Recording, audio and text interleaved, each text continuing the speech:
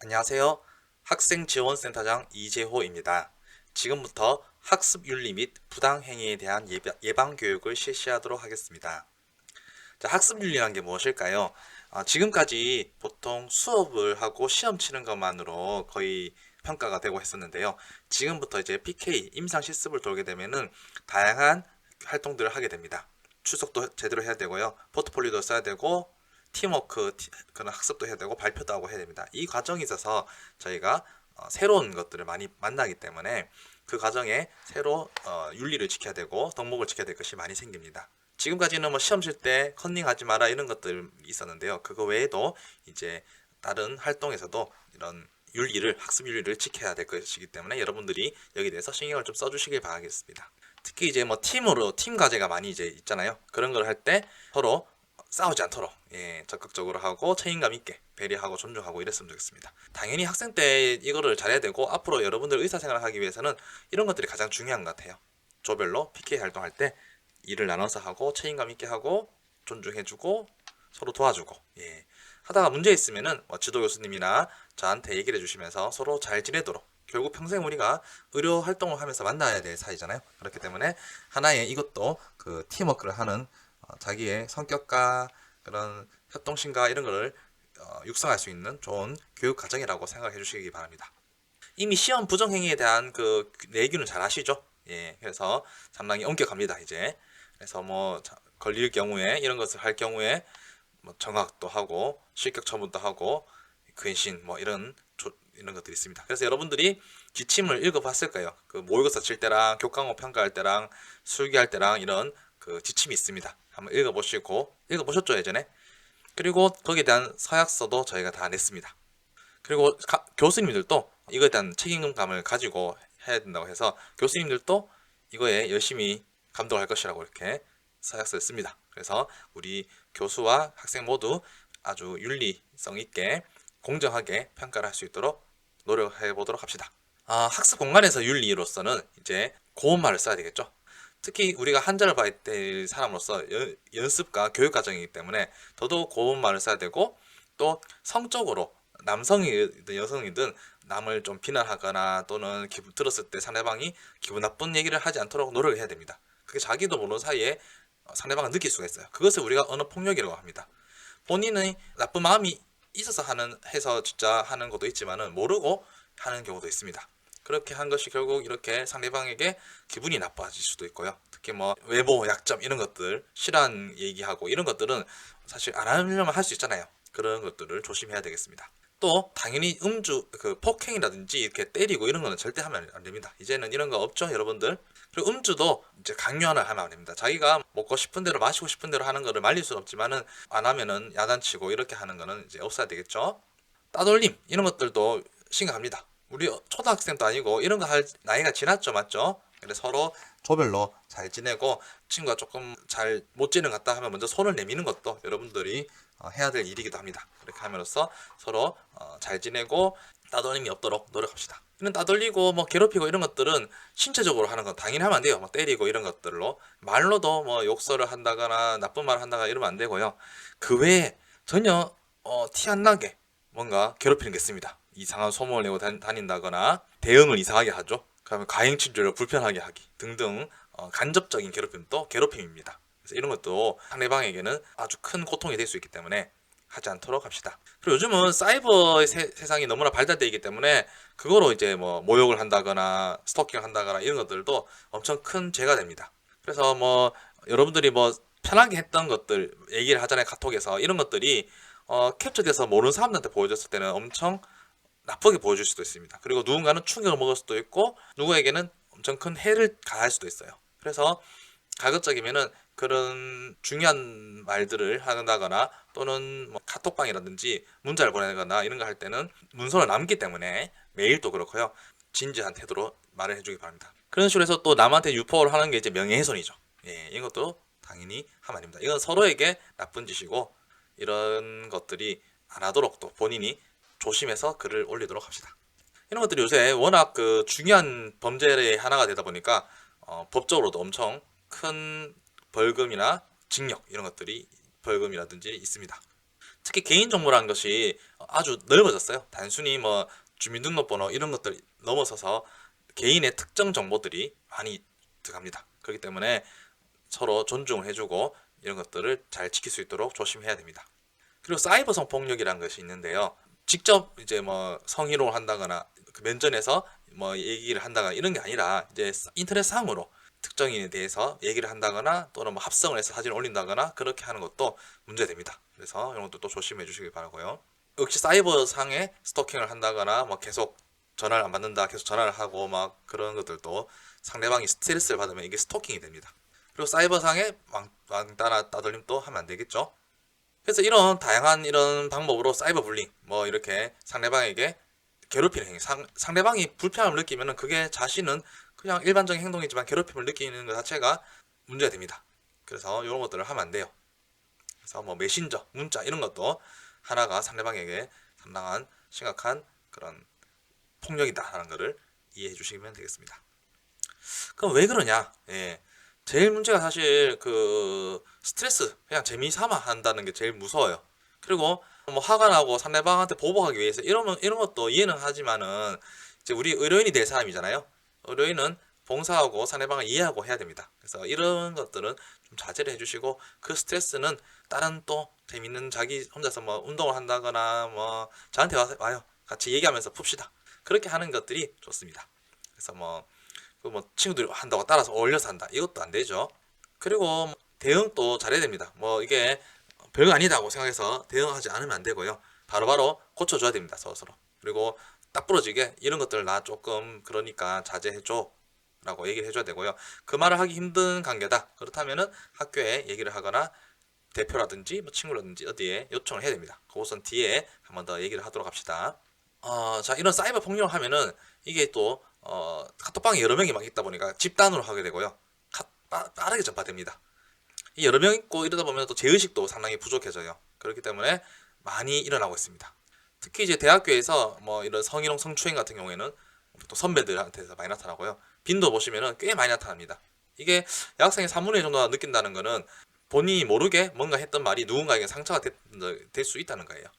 주로 이제 술자리, MT나 OT도 역시 술자리죠. 이런 걸 하면은 자제력이 좀 약해지기도 하고 분위기가 좋으니까 제의 없이 얘기가 나올 수 있습니다. 그런 것 때문에 상대방은 기분이 나쁠 수 있어요. 강의 중에도 많이 있다고 나옵니다. 교수님들 좀 자제해 주시도록 해야 되겠죠. 성적인 농담, 뭐 신체 접촉 이런 것들, 외모 비하, 시선이 불쾌하다. 그리고 이런 거 있더라도 참고 넘기는 경우가 많네요. 여러분들은 이제 도움을 요청하거나 알려서 뭔가 대책을 세울 수 있도록 해야 됩니다. 다시 제2의 피해자가 나타나면 안 되겠죠? 그러면 이제 성폭력에 대해서 한번 보도록 하겠습니다. 성폭력이라는 것은 좀 더 넓은 의미예요. 성희롱부터 성추행, 성폭행까지 전체적인 것을 말하는 것이고 그 외에 이제 그런 성적 결정권이나 인격을 모독하는 그런 신체적 뿐만 아니라 언어, 정신적 폭력을 전체를 말하는 것입니다. 그래서 이런 넓은 의미가 있고요. 계속 만나자 하는 것도 있고 근데 이게 그냥 뭐 계속 만나자고 하는 거 정도는 괜찮은 것 같아요. 근데 이게 심해지면 이제 스토킹이 됩니다. 뭐 만진다거나 사진 찍는다거나 이런 건 당연히 성범죄죠. 그럼 성희롱은 희롱이잖아요. 이제 뭐 말로 한다거나 뭔가 기분 나쁘게 뭔가 하는 겁니다. 그래서 이것은 가해자의 의도가 아니라 피해자의 관점으로 판단이 됩니다. 본인이 생각했을 때는 뭐 괜찮다고 말하지만 그게 상대방에게 기분이 나빴다면 이게 성희롱이에요. 어떤 사람들 이거 보고 불평등한 게 아니냐, 너무 주관적이지 않냐라고 하는데 남이들 봤을 때도 이거는 주관적이지 않고 성희롱인 경우가 많습니다. 본인이 잘못한 거예요. 갑자기 이런 당연히 신체적인 거는 잘못하죠. 특히 문제는 언어적인 겁니다. 본인이 그냥 외모에 대한 평가를 한다거나 이런 것들 또는 개인적인 질문. 예전에 그냥 드라마나 영화 보면 첫 키스 언제 봤어요? 뭐 이런 것들 학생들이 선생님한테 묻고 하잖아요. 이제 성희롱입니다. 제가 괜찮으면은 괜찮다고 할 수 있지만은 가급적이면 이제 이런 거는 안 해야 됩니다. 뭐 시각적인 것도 그렇고 일부러 춤추라 하는 것도 이런 것도 하면 안 됩니다. 이제 그래서 저희도 이제 학생들 후배들 뭐 신입생 오리엔테이션 이런 거 할 때 이런 거 이제 안 하죠. 뭐 여기 보면 이제 여러 가지 문제가 있습니다. 보면 다 예스죠. 그만큼 이제 기분이 나쁘게 했다, 모욕을 느꼈다 이러면은 다 성희롱입니다. 그래서 이제 우리가 그 의료인으로서 어디 가든 중요한 역할을 해야 됩니다. 그럴 때 말도 많이 해야 되고 할 때 잘할 수 있도록 지금부터 연습을 한다 생각하고 남한테 기분 나쁘지 않게 얘기할 수 있도록 조심하고 노력을 해야 되겠습니다. 교수님들도 다 잘못하고 있는 게 많이 있어요. 그래서 이런 것도 또 혹시나 들으면은 꼭 학교에 얘기해 주시기 바랍니다. 행사 때 이제 이런 거 안 하죠? 이제 하면 안 됩니다. 특히 의료인들한테 더 이런 잣대가 높습니다. 왜냐면은 그 우리가 만나는 환자는 취약한 존재예요. 마취를 해갖고 의식이 없는 상태라거나 더 강화되고 처벌이 징계가 더 수위가 높습니다. 특히 최근에 이제 디지털 성범죄 같은 것들이 많이 생겼어요. 그러면서 처벌도 새로 생기고 있습니다. 뭐 당연히 음란물 유포 같은 것들이 많이 생기는데요. 뭐 친구들끼리 사진 같은 거 이제 카톡을 많이 주고받습니다. 특히 뭐 연예계나 정치계 사건들 있으면 우리가 편하게 보내잖아요. 그런데 이것도 사실 문제가 되잖아요.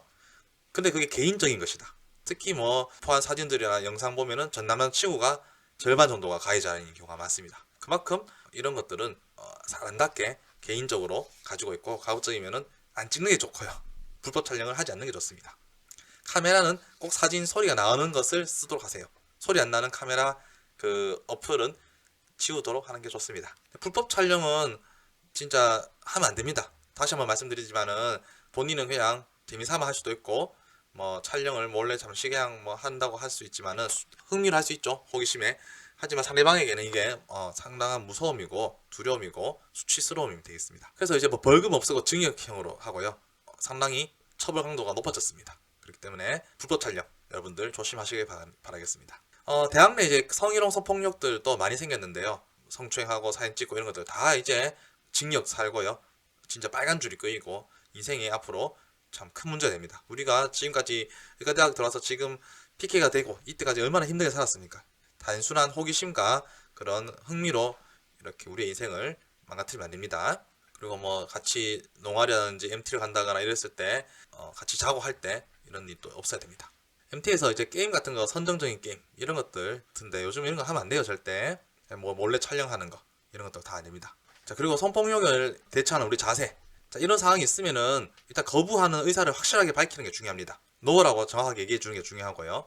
대중적인 곳에 있을 때도 그만하라고 확실히 말해줘야지 됩니다. 전화를 한다거나 그 카톡을 한다거나 이렇게 할 때는 일단 역시 글로 딱 적어 주셔야 됩니다. 지금 보다시피 이런 회식에 이런 경우 이런 데도 무시를 하는 거예요. 받아주면 안 됩니다. 절대. 학교에 친구나 과대 정도가 제일 사실 편하겠지만은 더 심각할 경우에 저라든지 학과장님 뭐 인권센터 이런데 얘기를 해가지고 도움을 요청을 해야 되겠습니다. 그리고 이렇게 잘 적극적으로 대응하는데도 불구하고 이제 발생할 수 있습니다.